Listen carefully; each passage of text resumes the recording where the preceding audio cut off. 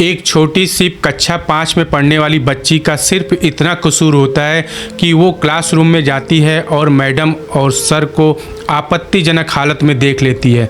जैसे ही वो ये नज़ारा देखती है तुरंत अपने कदम को पीछे खींचती है, लेकिन उसी समय उसके सर की नज़र उस पर पड़ जाती है। उसको वो पहचान जाते हैं।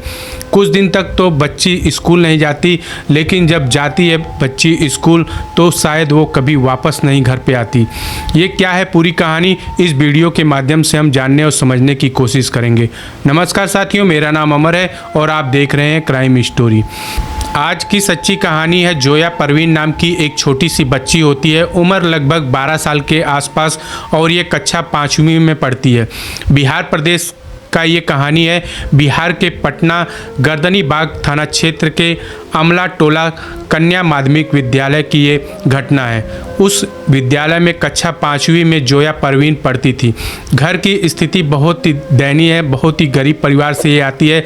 घर वालों के पास इतना ज़्यादा पैसे नहीं थे कि इसको प्राइवेट स्कूल में पढ़ा पाए, इसको अच्छी शिक्षा दीक्षा दे पाए, इसलिए इन्होंने सरकारी कन्या माध्यमिक विद्यालय में इसका एडमिशन करवा देते हैं। वहीं पर ये पढ़ती है। जोया परवीन जो है पढ़ने में बहुत ही होशियार थी। वो अपने क्लास में हमेशा फर्स्ट आती थी। जोया परवीन एक दिन क्लासरूम में जाती है। जैसे ही क्लासरूम के अंदर प्रवेश करती है तो देखती है उसके सर और मैडम आपत्तिजनक हालत में है। ये देखते ही वो एकदम सहम जाती है और अपने कदमों को पीछे खींचती है, लेकिन तभी उसके सर की नज़र उस पर पड़ जाती है और उसको वो बुलाकर कहते हैं, अगर ये सारी बातें तुमने बाहर किसी को बताई या घर पर किसी को बताया तो तुम्हारा नाम काट कर तुम्हारे टीसी जो है हाथ में दे दिया जाएगा, तुम्हें कहीं भी एडमिशन नहीं मिलेगा, ऐसा मैं प्रबंध कर दूंगा। वो छोटी सी बच्ची, कक्षा में 5 में पढ़ने वाली बच्ची एकदम से सहम जाती है। डर के मारे वो वहाँ से अपना बैग लेकर घर चली जाती है और कुछ दिन तक वो स्कूल में भी नहीं आती है। काफ़ी दिन बीत जाने के बाद उसकी एक सहेली होती है, पास में ही उसका घर होता है।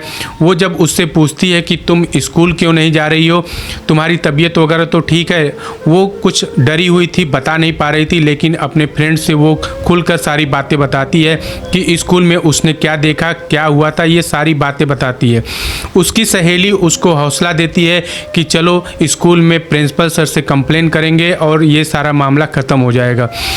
उसको किसी तरीके से तैयार करती है और स्कूल लेकर जाती है। स्कूल में जैसे ही वो पहुंचते हैं उसके बाद स्कूल का प्रेयर शुरू होता है। प्रेयर ख़त्म होने के बाद लगभग 10 बजे का समय होता है। इसके बाद सारे बच्चे अपने अपने क्लासरूम में चले जाते हैं, लेकिन जोया परवीन जो है कुछ समय बाद बाथरूम में जाती है। बाथरूम में जाने के बाद एकदम से चीख पुकार मच जाता है, एकदम से चिल्लाने की आवाज़ आने लगती है, बचाओ बचाओ। लेकिन उस समय किसी को समझ में नहीं आता कि ये आवाज़ कहाँ से आ रही है। लोग भागकर जब जाते हैं देखते हैं बाथरूम के तरफ से धुआं निकल रहा है। लोग एकदम घबरा जाते हैं और वहाँ पर जितने बच्चे थे सब जुट जाते हैं, स्टाफ जुट जाता है। जब उस बाथरूम के पास सारे लोग जुट जाते हैं, लेकिन किसी को समझ में नहीं आता कि बाथरूम के अंदर आखिर कौन चिल्ला रहा है।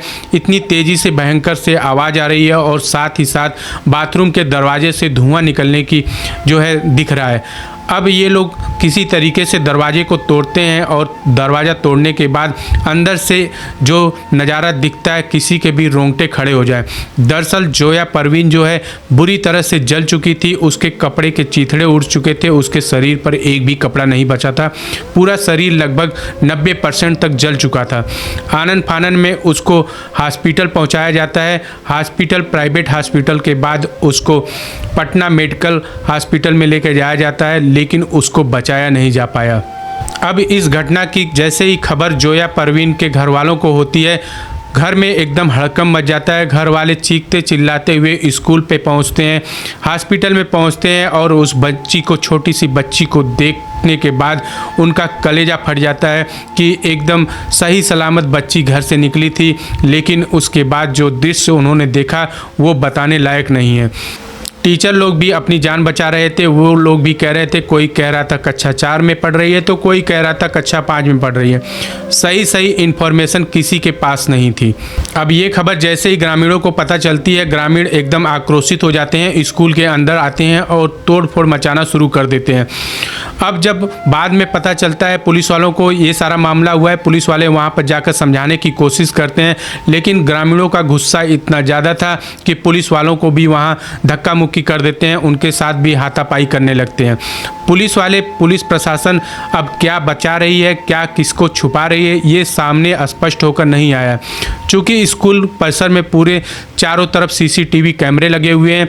किस तरीके से बच्ची अपने स्कूल में आती है, उसके बाद प्रार्थना होने के बाद बाथरूम में जाती है और वहाँ पर वो जल जाती है, ये सारा सीसीटीवी कैमरे जो है जांच का विषय बना हुआ है। सब कुछ सबूत भी है, लेकिन पुलिस वाले प्रशासन किसको बचाना चाह रही है, ये अपने आप में एक बड़ी कहानी है। जब मीडिया वालों ने उस स्कूल के स्टाफ वालों से पूछा, रसोइयों वाले से पूछा, तब पता चलता है कि जिस बाथरूम में जोया परवीन जो है जली थी, उस बाथरूम में तो ताला लगता था, उस बाथरूम को कभी खोला नहीं जाता था। लेकिन उस दिन कैसे वो बाथरूम खुल गया और उसके अंदर जोया परवीन प्रवेश करती है और उसके बाद आग के हवाले उसको कर दिया जाता है।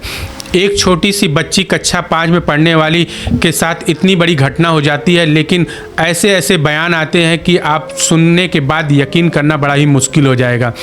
स्टाफ वाले यहाँ तक कह रहे हैं कि खुद से उसने अपने आप को आग लगा लिया, यानी कि वो बच्ची घर से पेट्रोल लेकर आई थी और उसके बाद बंद बाथरूम जहाँ पर ताला लटका हुआ था, उस ताले को तोड़ती है और अंदर प्रवेश करती है। उसके बाद पेट्रोल अपने ऊपर डालती है और खुद को आग लगा लेती है।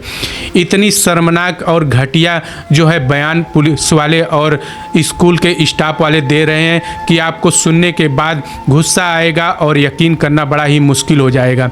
अभी इतना दिन, लगभग 4 से 5 दिन बीतने वाले हैं। पुलिस वाले के हाथ खाली के खाली हैं। सीसीटीवी कैमरे का फुटेज का कुछ पता नहीं चल रहा है। पुलिस वाले आखिर क्या छुपाना चाहते हैं, किसको बचाना चाहते हैं, ये इतनी बड़ी राजनीति यहाँ पर स्कूल प्रशासन के और पुलिस वालों की तरफ से हो रही है। जोया परवीन के घर वाले जो है रो रो कर उनका बुरा हाल है, वो न्याय की गुहार लगा रहे हैं। उनको समझ में नहीं आ रहा है कि आखिर न्याय मिलेगा तो मिलेगा कहाँ। शायद उनको न्याय मिलता हुआ नहीं दिख रहा है। 4 से 5 दिन होने के बाद भी अभी तक इसका कुछ भी इनपुट नहीं आया है कि आखिर वो बच्ची उस स्थिति में जली कैसे, उस स्कूल के अंदर जली कैसे, ये कभी अभी भी स्पष्ट नहीं हो पाया है। सोचिए, छोटे छोटे बच्चे जो हैं स्कूल में भी अब सुरक्षित नहीं रह गए हैं। घर से उनके माँ बाप उनको तैयार करके स्कूल के लिए भेजते हैं और अपने निश्चिंत हो जाते हैं कि बच्चे पढ़ने के लिए गए हैं, उसके बाद स्कूल का समय ख़त्म होगा और उनके बच्चे हंसते खेलते हुए घर पर वापस आ जाएंगे। लेकिन जब उस बच्चे की खबर आती है उनके घर पर कि उस बच्चे के साथ ऐसी घटना हो गई, तब सोचिए उस परिवार पर क्या बीतेगी, उनका कलेजा फट जाएगा। आप अगर इस कहानी के माध्यम से अगर आप अपना राय देना चाहते हैं, अपनी कुछ सुझाव देना चाहते हैं, तो आप कमेंट में ज़रूर शेयर करें।